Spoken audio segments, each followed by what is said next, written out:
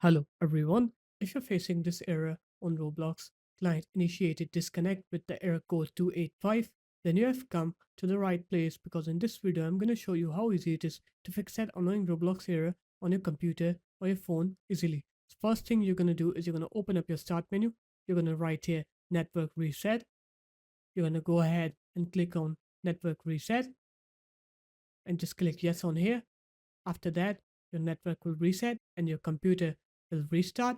And after you're done with the restart, you're going to open your network and internet again. You're going to go into advanced network settings here.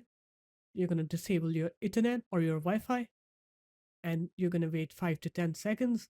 And after that, you're going to enable it again. And once you do that, you'll have fixed your Roblox error 285. So there it is, guys. That's how easy it was to fix Roblox error code 285.